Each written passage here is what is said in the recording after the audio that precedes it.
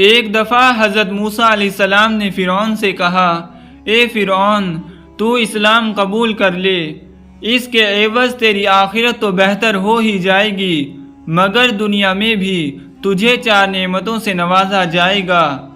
تو علی الاعلان اس بات کا اقرار کر لے کہ اللہ تعالیٰ کے سوا اور کوئی خدا نہیں، وہ بلندی پر افلاق اور ستاروں کا پستی میں جن و انس، شیاطین اور جانوروں کا پیدا کرنے والا ہے، پہاڑوں، دریاؤں، جنگلوں اور بیابانوں کا بھی خالق و مالک ہے۔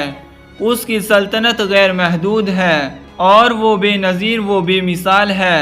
وہ ہر شخص و ہر مکان کا نگہبان ہے، عالم میں ہر جاندار کو رزق دینے والا ہے، آسمانوں اور زمینوں کا محافظ ہے اور بندوں کے دلوں کی باتوں کو جاننے والا، سرکشوں پر حاکم اور ان کی سرکوبی کرنے والا ہے۔ فرعون نے کہا، وہ 4 چیزیں کون سی ہیں؟ آپ علیہ السلام مجھے بتا دیں، شاید ان عمدہ نعمتوں کے سبب میرے کفر کا شکنجہ ڈھیلا ہو جائے اور میرے اسلام لانے سے سینکڑوں کے کفر کا قفل ٹوٹ جائے اور وہ مشرف با اسلام ہو جائیں۔ اے موسیٰ علیہ السلام، جلدی ان نعمتوں کے متعلق بیان کرو، ممکن ہے کہ میری ہدایت کا دروازہ کھل جائے۔ حضرت موسیٰ علیہ السلام نے حکم الہی سے فرمایا، اگر تو اسلام قبول کر لے تو پہلی نعمت تجھے یہ ملے گی کہ تو ہمیشہ تندرست رہے گا اور کبھی بھی بیمار نہیں ہوگا۔ اپنے خانہ تن میں تعلق خداوندی کا ایسا خزانہ دیکھے گا جس کو حاصل کرنے کے لیے تو اپنی تمام خواہشات نفسانیہ کو مرضیات الہی کے تابع کرنے کے لیے مجاہدات میں جان تک دینے کو تیار ہو جائے گا۔ دوسری نعمت یہ ہوگی کہ جو دولت تمہیں ملے گی وہ رشک حفظ اقلیم ہوگی۔ اے فرعون، جس طرح ایک کیڑے کو ہرا پتا اپنے اندر مشغول کر کے انگور سے محروم کرتا ہے، اسی طرح یہ دنیا حقیر تجھے اپنے اندر مشغول کر کے مولائے حقیقی سے محروم کیے ہوئے ہے اور تو کیڑے کی طرح لذائذ جسمانیہ میں مصروف ہے۔ تیسری نعمت تجھے یہ عطا ہوگی کہ ابھی تو ایک ملک کا بادشاہ ہے، اسلام لانے کے بعد تجھے 2 ملک عطا ہوں گے۔ یہ ملک تجھے اللہ سے بغاوت کرنے کی حالت میں ملا ہے، اطاعت کی حالت میں کیا کچھ عطا ہوگا۔ جس کے فضل نے تجھے تیرے ظلم کی حالت میں اس قدر دیا ہے تو اس کی عنایت وفا کی حالت میں کس درجہ تک ہوگی۔ اور چوتھی نعمت یہ ملے گی کہ تو ہمیشہ جوان رہے گا اور تیرے بال بھی کالے رہیں گے۔ یہ بات سن کر فرعون کا دل بہت متاثر ہوا۔ اس نے حضرت موسیٰ علیہ السلام سے کہا، اچھا میں اپنی اہلیہ سے مشورہ کر لوں۔ اس کے بعد وہ گھر گیا اور حضرت آسیہ سے اس معاملے میں گفتگو کی۔ فرعون نے اپنی بیوی آسیہ سے جب یہ ماجرا بیان کیا تو انہوں نے کہا، ارے اس وعدے پر جان قربان کر دے، کھیتی تیار ہے اور نہایت مفید ہے، اب تک جو وقت گزرا ہے سب بے فائدہ گزرا ہے۔ یہ کہہ کر وہ زار و قطار رونے لگی۔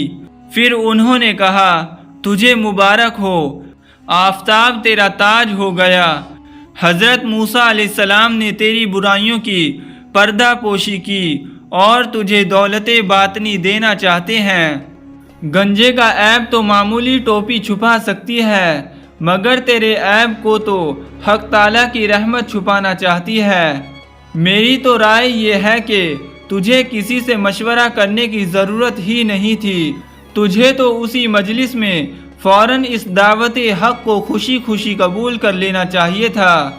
حضرت موسیٰ علیہ السلام نے جو دعوت تمہیں دی ہے کوئی ایسی ویسی بات تو نہیں تھی جس میں تو مشورہ ڈھونڈتا پھر رہا ہے۔ یہ تو ایسی بات تھی کہ سورج جیسی مخلوق کے کان میں پڑتی تو سر کے بل اس کو قبول کرنے کے لیے آسمان سے زمین پر آ جاتا۔ اے فرعون، یہ عنایت تجھ پر خدا کی ایسی ہے جیسے ابلیس پر رحمت ہونے لگے۔ یہ حق تعالیٰ کا معمولی کرم نہیں کہ تجھ جیسے سرکش اور ظالم کو یاد فرما رہے ہیں۔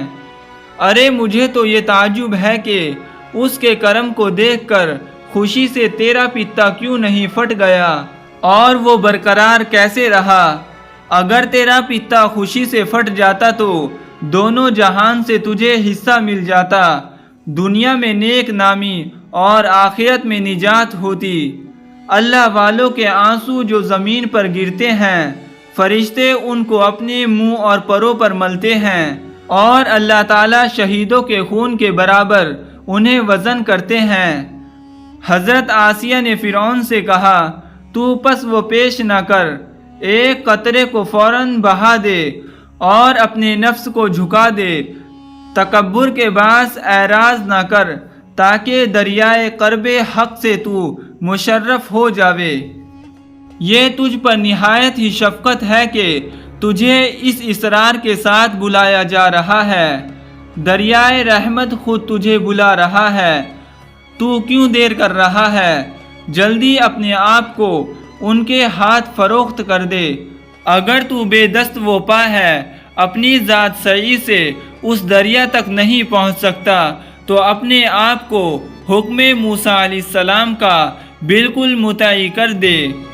جن انعامات کا تجھ سے وعدہ کیا جا رہا ہے، تو ان پر بدگمانی مت کر، انہیں فریب و دھوکہ مت سمجھ، بلکہ ان انعامات کو جلدی حاصل کر، تاکہ تو کہیں غلط قدم سے دھوکہ کھا کر برباد نہ ہو جائے۔ اپنی گردن خدا کے سامنے جھکا دے۔ تو کب تک سرکشی کرتا رہے گا اور گردن تکبر سے اونچی رکھے گا؟ تو دیر مت کر، جلدی محبوب حقیقی سے مل جا۔ وہ خالق و مالک تجھے تیرے گناہوں پر شرمندہ نہیں کر رہا، تو اس کا شکر ادا کر۔ خدا تجھے اپنے فضل سے اپنے تک رسائی کا راستہ دے رہا ہے، تو دوڑ کر جا۔ دیکھ تو صحیح اے فرعون، اس قدر تیرے کفر عظیم کے باوجود اس کا اکرام تجھے کیوں کر قبول کر رہا ہے؟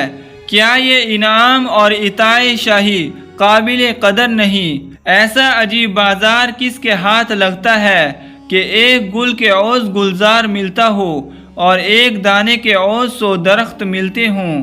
اس سوز و غدار کے ساتھ حضرت آسیہ نے فرعون کو رغبت دلائی کہ جلد از جلد وہ رجوع الہی کرے۔ فرعون نے وہی الفاظ پھر دہرائے، اچھا ہم اپنے وزیر حامان سے بھی مشورہ کر لیں۔ حضرت آسیہ نے کہا، اس سے بیان نہ کرو، وہ اس کا اہل نہیں۔ بھلا اندھی بڑھیا بادشاہی کی قدر کیا جانے؟ ناہل کے وزیر بھی ناہل ہوتے ہیں۔ ہر شخص اپنے ہم جنس سے ہی مشورہ لینا پسند کرتا ہے۔ الغرض فرعون نے حامان سے ساری باتیں کہہ دی اور اس سے مشورہ مانگا کہ اب مجھے کیا کرنا چاہیے۔ حامان یہ باتیں سن کر لال پیلا ہو گیا۔ غم و غصے میں آ کر اس نے اپنا گریباں چاک کر ڈالا، شور مچانا اور رونا دھونا شروع کر دیا، اپنی دستار کو زمین پر پٹک دیا اور کہا، ہائے حضور کی شان میں موسیٰ نے ایسی گستاخی کی، نعوذ باللہ۔ آپ کی شان تو یہ ہے کہ تمام کائنات آپ کی مسخر ہے، مشرق سے مغرب تک سب آپ کے پاس خیراج لاتے ہیں، اور سلاطین آپ کے آشانہ کی خاک بخوشی چومتے ہیں۔ انہوں نے آپ کی سخت توہین کی ہے۔ آپ تو خود پوری دنیا کے لیے مسجود اور معبود بنے ہیں۔ آپ ان کی بات مان کر ایک ادنا غلام بننا چاہتے ہیں۔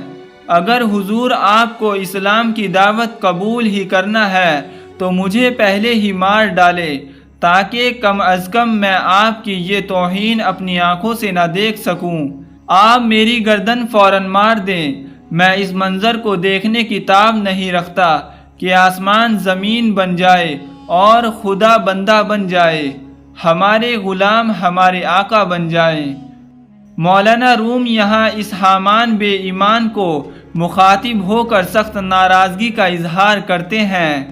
اے حامان مردود، کتنی ایسی حکومتیں جو مشرق سے مغرب تک پھیلی ہوئی تھی، مگر خدا کے قہر سے آج ان کا نام و نشان نہیں ہے۔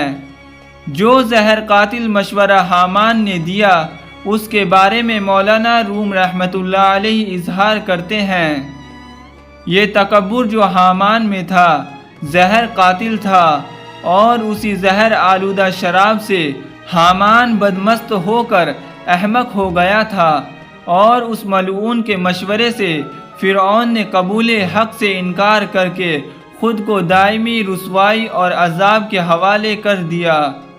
جب فرعون حامان کے بہکاوے میں آ گیا اور حضرت موسیٰ علیہ السلام کے دست مبارک پر دعوت حق کو قبول کرنے سے انکار کر دیا تو حضرت موسیٰ علیہ السلام نے فرمایا، ہم نے تو بہت سخاوت اور عنایت کی تھی، مگر صدا افسوس یہ گوہر نایاب تیرے مقدر میں نہ تھا۔ دوستو، جاہل، احمق اور بد کردار سے اچھے مشورے کی توقع ہرگز نہ رکھو۔ اگر عورت بھی صاحب کردار ہے تو اس سے مشورہ کر لو، وہ تمہیں اچھا مشورہ دے گی۔ بے وقوف کی صحبت سے تنہائی بہتر ہے، لیکن تنہائی سے بہتر ہے کہ اچھے لوگوں کی تلاش جاری رکھو، یقیناً تم ان تک پہنچ جاؤ گے۔ دوستو، ویڈیو پسند آنے پر ویڈیو کو لائک کریں، اپنے دوستوں کے ساتھ شیئر کریں، اور ایسی مزید ویڈیو کے لیے ہمارے چینل کو سبسکرائب کریں۔